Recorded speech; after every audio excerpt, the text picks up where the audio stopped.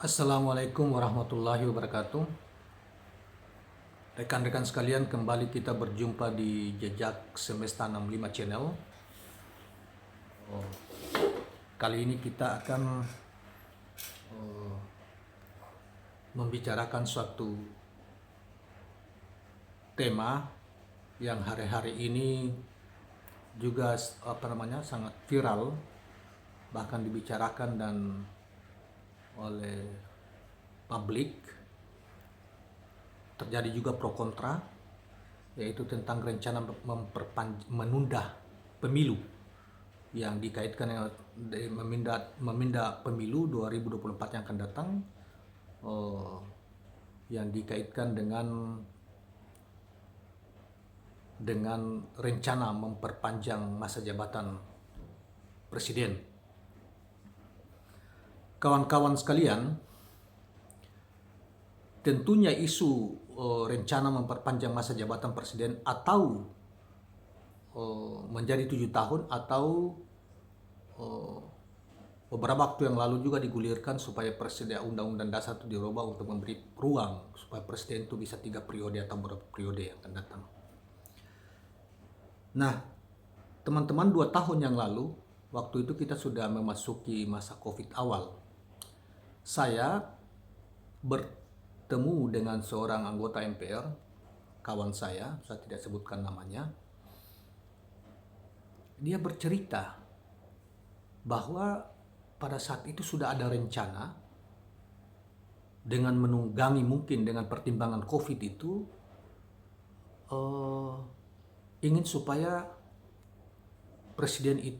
masa jabatan presiden itu diperpanjang, dan otomatis akan memperpanjang juga seluruh masa jabatan pejabat-pejabat negara, terutama anggota DPR dan MPR, dan tentu saja akan turun ke bawah sampai ke DPR provinsi, DPRD provinsi maupun kabupaten kota. Jadi ini sebetulnya bukan isu baru yang kemudian baru ada beberapa waktu terakhir ini ini kan disuarakan kembali oleh beberapa ketua umum partai.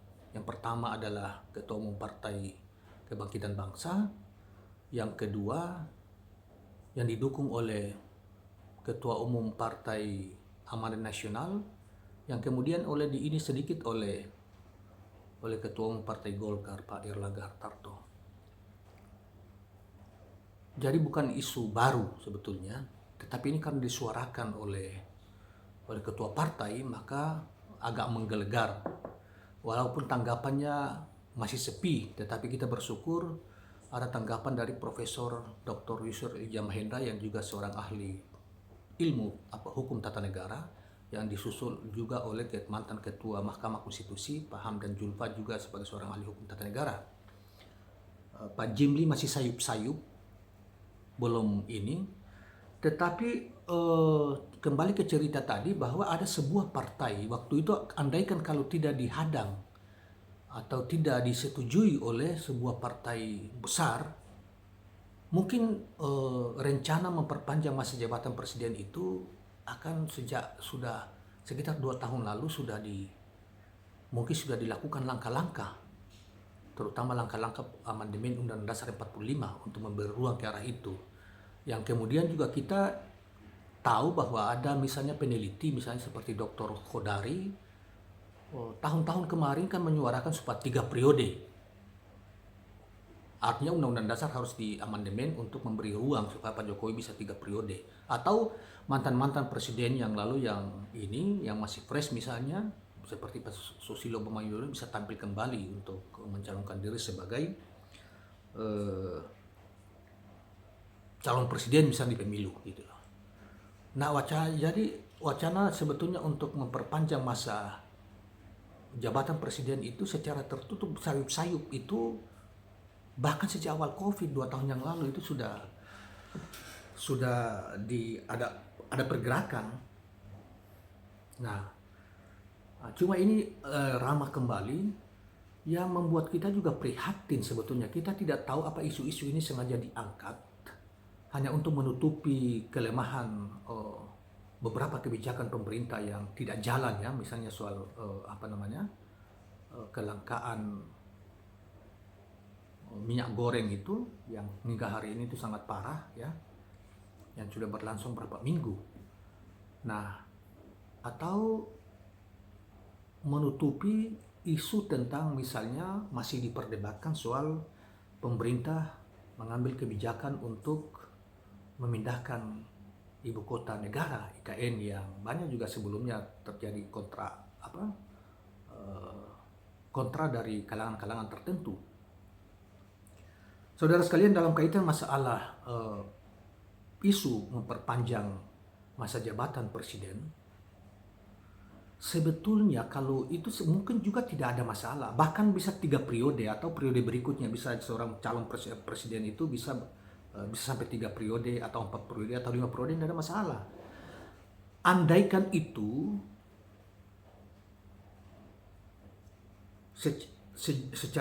sejak dini, misalnya pada tahun-tahun sebelum pemilu yang lalu, sejak dari periode pertama Pak Jokowi, rancangan undang-undang dasar itu, rencana untuk melakukan perubahan berbagai perangkat undang-undang, terutama undang-undang dasar itu diamandemen.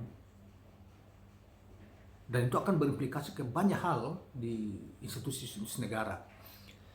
Jadi kalau itu ada kesepakatan, bahkan kalau negara-negara demokrasi besar, taruhlah seperti Rusia yang dilakukan oleh Vladimir Putin yang lalu ya, itu kan melakukan jejak pendapat secara bahkan pemilu kan, mendengarkan pendapat rakyat untuk merubah undang-undang dasar. Setelah itu kalau misalnya pemenangnya misalnya pro untuk lakukan amandemen, maka itu dilakukan oleh parlemen yang kemudian yang bersangkutan bisa mencalonkan diri kembali gitu. Itu kan cara-cara berdemokrasi kita, cara-cara beradab untuk mendengarkan suara rakyat.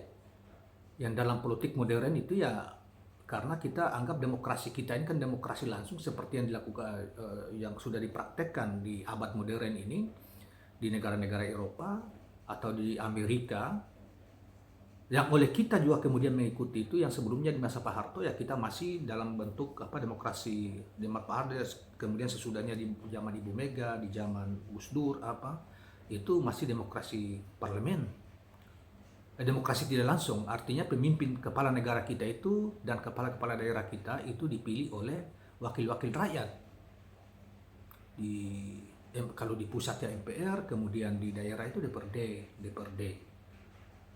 Nah, tapi kan kemudian kita mengalami suatu pilihan kita atas kesepakatan kita bahwa presiden dan wakil presiden, termasuk juga anggota-anggota DPD, anggota-anggota gubernur dan wakil gubernur itu dipilih langsung oleh rakyat. Artinya kita mengambil jalan demokrasi langsung. Dan kemudian mungkin dari pengalaman kita bahwa pada masa-masa yang lalu, 2 presiden kita yang lalu yaitu Insinyur Soekarno, kemudian Pak Harto, itu berkuasa terlalu lama, hampir tidak ada masa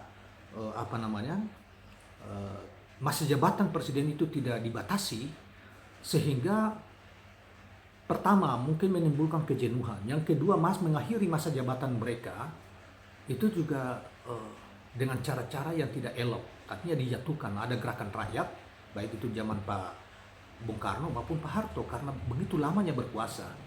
Dan di negara-negara demokrasi modern, di mana-mana masa jabatan presiden itu sudah dibatasi dan hanya paling lama rata-rata adalah 8-10 tahun. Terkecuali kalau Filipina yang mengambil jalan lain, yaitu cuma 1 periode, tapi masa jabatannya panjang. Nah, kalau jadi ini kita sudah di gerbang pemilu, tetapi ujuk-ujuk ada beberapa partai politik yang kemudian mengusulkan supaya masa jabatan presiden dengan alasan COVID dan lain sebagainya itu tidak berdasar. Kita mengajarkan kepada rakyat, tidak memberi keteladanan kepada rakyat, seakan-akan kita dengan mudah saja menginjak-injak konstitusi kita atau aturan atau undang-undang. Jadi kalau kita mau begitu, mestinya 2-3 tahun bahkan 4 tahun yang lalu kita sudah mempersiapkan itu, melakukan amandemen undang-undang dasar dalam kaitan apa-apa saja, termasuk masa jabatan presiden. Ya, bisa 3 periode, bisa 5 periode. Kemudian kita juga menata ulang tentang kekuasaan di parlemen, misalnya ada juga kekuasaan di DPD itu. DPD itu tidak ada kekuasaannya, sama dengan LSM itu. Tapi dalam proses pemilu bahkan dalam menjalankan tugas-tugas yang sama sekali sangat lemah itu, menghasilkan tiap tahun, menghamburkan uang triliunan rupiah. Nah, kemudian juga kalau kita mau melakukan perpanjangan, jangan cuma presiden dong. Seluruhnya kita tata, misalnya juga termasuk memperpanjang gubernur-gubernur, masa jabatan gubernur-gubernur yang ada tahun ini berakhir, tahun depan berakhir, sebelum pemilu. Termasuk bupati-bupati. Kan ini sama, mereka dipilih oleh rakyat melalui suatu mekanisme pemilihan lokal maupun pemilihan nasional. Nah, karena itu dasar bernegaranya kita harus atur dulu, yaitu konstitusi kita, Undang-Undang Dasar 45, kemudian turunannya di level undang-undang. Setelah itu baru kita mempersiapkan jauh hari sesuai dengan kesepakatan, misalnya di DPR lewat, tanpa harus misalnya ada jejak umum secara nasional, jejak pendapat secara nasional, untuk mendengarkan pendapat rakyat. Tetapi cukuplah misalnya itu bisa di MPR.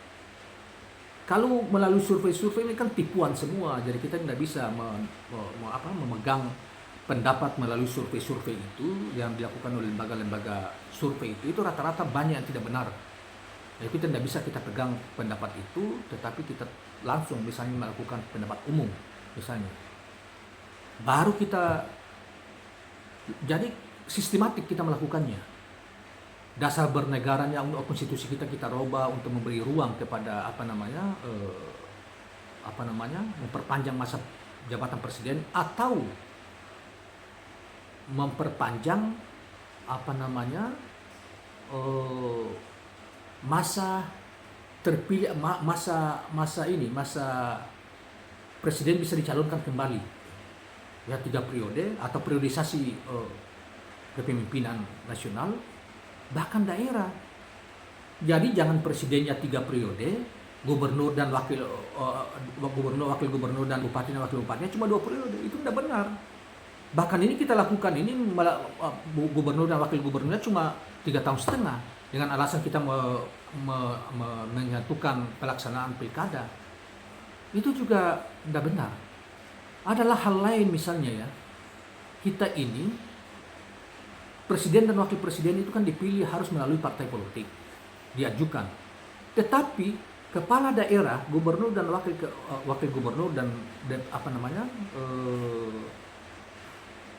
bupati dan wakil bupati bisa diajukan oleh partai politik, bisa juga diajukan secara independen. Harusnya juga presiden juga bisa diajukan secara independen.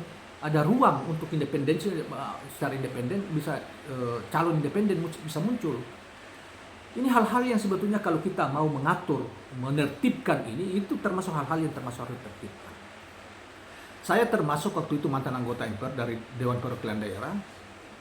Saya ingin dengan melihat kondisi bangsa kita, ekonomi bangsa kita yang masih belum kuat, kemudian kondisi rakyat kita yang keterdidikannya juga masih banyak yang masih rendah, pemilihan kepala daerah, baik gubernur maupun DPRD itu dipilih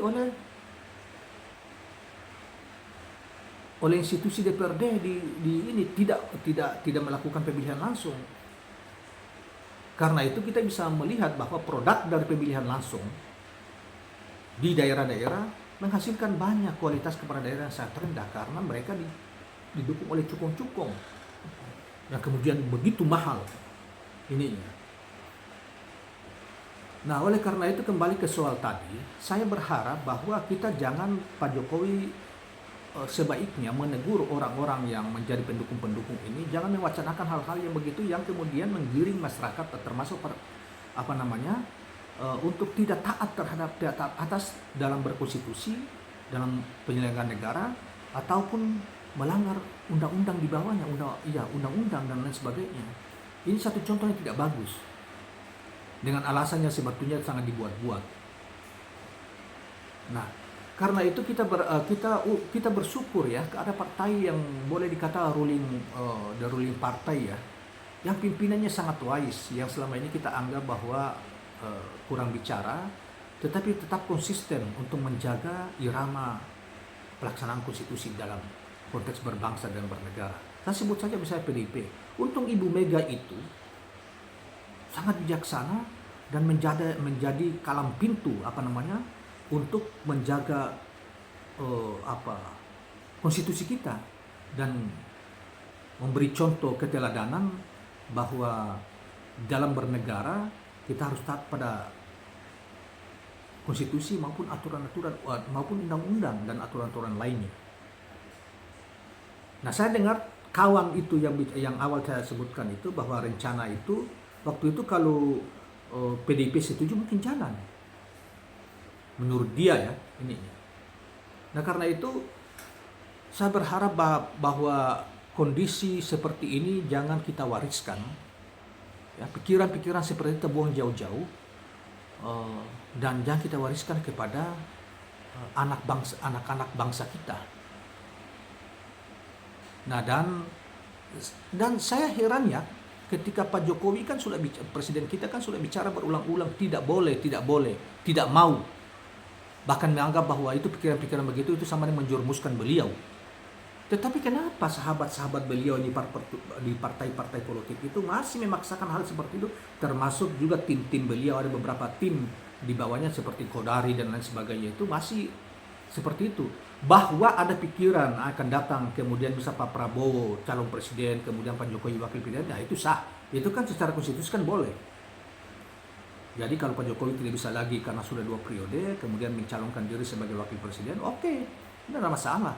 Dan di kepala daerah sudah pernah terjadi, yaitu pernah terjadi di Palu, di Sulawesi Tengah. Itu tidak terlarang.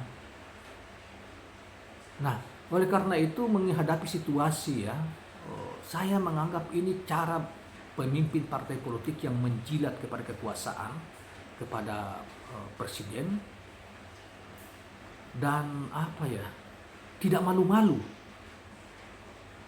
Ya, ini kan kita sudah melakukan tahapan pemilu sebentar lagi berjalan, anggota KPU kita juga sudah terpilih untuk mempersiapkan pemilu 2024. Nah, jadi kita tidak boleh lagi ada produksi, ada pikiran pikiran rendah seperti itu untuk kemudian mencoba untuk mengacaukan pikiran publik. Pemimpin partai itu harus juga menjadi teladan karena ini pemimpin. Apalagi kayak PKB, wakil ketua DPR, wakil ketua MPR PAN itu Pak Zulkifli Hasan. Jadi jangan melakukan turbulensi, pernyataan-pernyataan yang akan menyebabkan turbulensi politik, dan ini memang berbahaya. Andaikan ini kalau bisa direspon dan bisa dijalankan, ini bisa terjadi huru-hara. Karena pemimpin kita tidak memberi keteladanan kepada masyarakat di dalam mengelola, memimpin suatu organisasi politik ataupun dalam mereka yang terlibat dalam pengelolaan negara.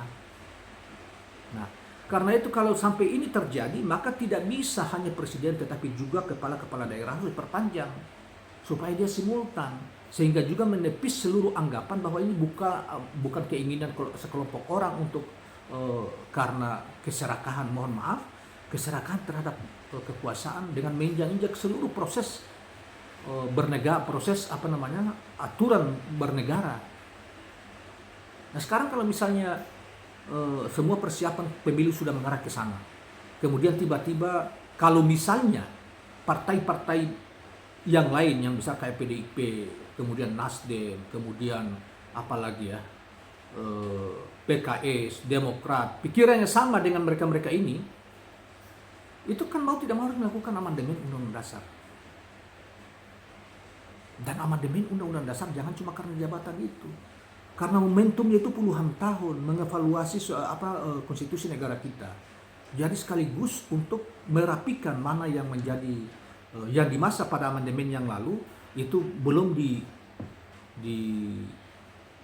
diatur. Misalnya saya sebutkan tadi, kita ini di tingkat presiden pengajuan di pemilu ya, mengajukan presiden dan wakil presiden itu melalui partai politik. Tapi tanpa ada ruang, tidak ada ruang untuk ada calon melalui independen. Tetapi di bawahnya, di kepala daerah itu ada ruang untuk independen. Jadi kan tidak simetrik ke bawah ini. Mestinya itu kan dari pusat sampai ke bawah sama. Ini. Satu. Yang kedua, memperbaiki kewenangan Dewan Perwakilan Daerah.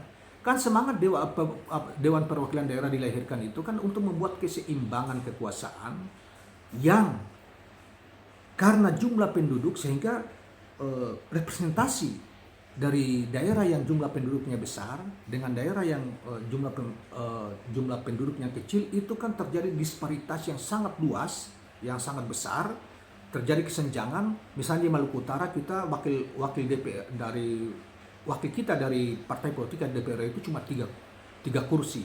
Itu di Bangka Belitung juga begitu, di Kepri di Kepulauan Riau juga begitu, cuma tiga. Sementara kita tahu bahwa salah satu pengelola kekuasaan yang besar itu ini DPR. Dari Jawa Barat ada 100-an, Jawa Tengah lebih dari 50, di Jawa Timur juga seperti itu. Akhirnya apa yang terjadi?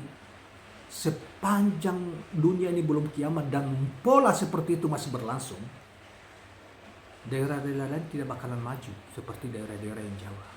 Karena kekuasaan penganggaraan ini ada di DPR dan pemerintah. Nah, sementara wakil DPR, setengah dari wakil DPR di DPR itu berasal dari daerah-daerah pemilihan Pulau Jawa karena mengikuti jumlah penduduk. Nah, kita berharap dengan DPD itu, dengan kuatnya itu bisa memberi imbangan dengan 5-5 atau 4-4 itu. Dulu mestinya idealnya sampai 7 mestinya. Tapi mereka tidak punya kuasa. Saya mantan anggota DPR, tidak ada kekuasaannya sama sekali. Kita menyampaikan pendapat itu ke DPR, cukup menyampaikan, kemudian kita pulang. Tidak ikut membahas, apalagi sampai memutus. Jadi kita ini memang masih trial and error di dalam menata lembaga politik kita, tetapi kita membiarkan itu berlarut-larut. Padahal kita ikut pemilu dengan biaya yang besar ketika kita terpilih. Kemudian setiap tahun itu dengan anggaran yang disiapkan oleh pemerintah di DPD itu triliun. Sekarang ini sudah triliun.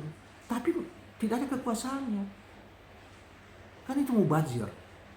Karena itu ketika melakukan amandemen ini Undang-Undang Dasar, maka juga kita harus beberapa hal, termasuk itu misalnya soal calon independen presiden dan wakil presiden dari jalur independen, kemudian di bawah gubernur juga harus diatur, gubernur, wakil gubernur, bupati dan wakil bupati itu juga diatur, kemudian DPD misalnya, kemudian mungkin juga soal penyusunan haluan negara dan lain sebagainya, dan itu harus diatur jauh hari sebelumnya, ya kira-kira 2-3 tahun yang lalu lah, sehingga tidak tergesa-gesa. Kalau ingin bahwa priorisasi presiden itu mau ditambah, mau 3 tahun, mau 4 tahun, mau 5 tahun. Jadi ujian sirkulasi, kan kita sudah sepakat bahwa rekrutmen kepemimpinan nasional maupun termasuk daerah itu kan melalui priorisasi pemilu. Dan seperti tadi saya katakan bahwa dan kita bersepakat menggunakan cara pemilihan langsung atau demokrasi langsung yang mendengarkan suara pilihan rakyat langsung, bukan melalui parlemen. Nah, karena itu kita sangat sesalkan di tengah-tengah kita sudah di gerbang pemilu, tetapi ada saja yang model begitu. Tidak salah sebetulnya, tapi itu mestinya disimpan atau setelah pemilu yang inilah ke depan perlu di amandemen Undang-Undang setelah hasil pemilu. Bukan yang ketika kita sudah berada di ambang ini kemudian alasan COVID dan sebagainya. Kan semua orang tahu, mohon maaf, di masa kepemimpinan Pak Jokowi, baik itu periode pertama, apalagi periode kedua, ekonomi kita itu kan tidak naik-naik. Yang lalu paling tinggi di masa normal yang lalu paling tinggi cuma dicapai 5% pertumbuhannya. Sekarang dengan COVID itu tambah hancur. Tapi kita tidak bisa jadikan ini. Artinya apa? Prestasi kita di pemerintah kita tuh diragukan kemampuannya. Misalnya juga soal pemindahan IKN. Ini bukan gagasan baru. Ini gagasan sejak dalam Soekarno. Kalau kita bahasa sejarah kan Bung Karno pada saat itu ada keinginan untuk ibu kota negara itu di Kalimantan. dengan tentunya rasional, karena Bung Karno seorang scholar yang bagus, seorang intelektual, seorang pemikir ya, di hampir seluruh bidang, dengan pertimbangan geografis yang aman, tidak ada gunung-gunung yang aktif, gunung-gunung berapi di daerah itu, kemudian jarang terjadi gempa bumi dan lain sebagainya di Kalimantan itu kan sempat kita baca juga pikiran-pikiran Bung Karno. Ada yang mengatakan itu tidak ada masalah pemindahan itu. Cuma momentumnya ketika ekonomi kita lagi bangkrut, relatif berantakan gitu karena Covid gitu loh. Sehingga biaya-biaya itu harus jangan dulu ke sana, tetapi dikonsentrasikan untuk memperbaiki ekonomi masyarakat atau ekonomi kita dulu. Jadi jangan dibebani dengan pembangunan IKN. Tapi itu kan debatable, itu terserah saja. Cuma soal-soal pemilu, isu tentang memperpanjang masa jabatan presiden 1-2 tahun itu isu sebetulnya gimana ya cara berpikir ketua-ketua umum partai yang di tengah kita sudah menghadapi ambang pemilu, bahkan anggota KPU kita juga sudah melalui perwakilan-perwakilan di partai-partai itu sudah melakukan tugasnya untuk sudah terpilih. Ya kita melalui channel ini saya berharap bahwa para intelektual kita, baik itu rektor-rektor maupun intelektual yang tersebar, termasuk mereka yang mengambil jalan demokrasi, tidak boleh diam, harus bersuara. Dan kalau ini dipaksakan, saya yakin ini bisa menimbulkan masalah besar. Bisa terjadi keguncangan stabilitas nasional. Nah karena itu Pak Jokowi hati-hati terhadap orang-orang seperti ini yang kita tidak tahu apa tujuannya mereka. Padahal Bapak Presiden sudah berulang-ulang menolak gagasan tentang ini, ide tentang ini. Nah jadi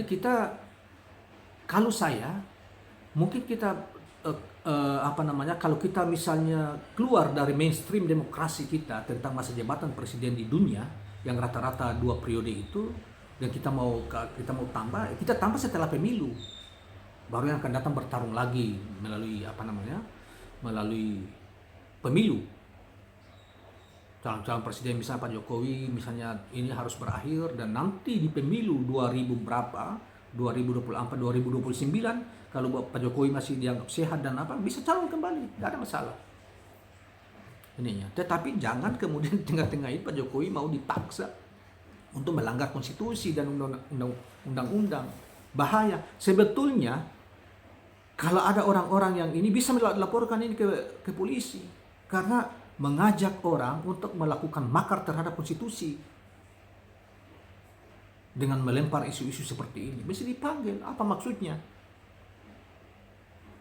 Nah, karena itu saudara sekalian, kita berharap bahwa semakin orang harus bicara ini, harus para intelektual dan mereka yang peduli terhadap menghormati konstitusi atau proses demokrasi itu berjalan dengan sehat, tidak boleh diam.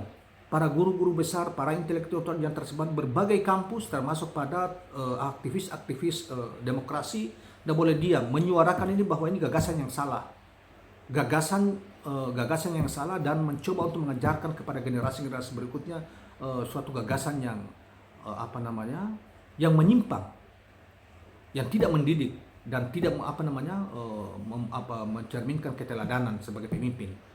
Nah, kita sangat menghormati Ibu Mega sebagai pemimpin partai besar, the ruling party PDIP, yang memberi kemudian ada juga beberapa partai yang tidak, bahkan cenderung menolak gagasan ini. Kita sangat hormati dan berharap bahwa mereka inilah menjadi menjadi kunci penjaga kehidupan berbangsa dan bernegara ini berjalan sesuai dengan konstitusi dan undang-undang yang kita anut saat ini. Terima kasih kawan-kawan sekalian. Jangan lupa subscribe channel ini dan share. Assalamualaikum warahmatullahi wabarakatuh.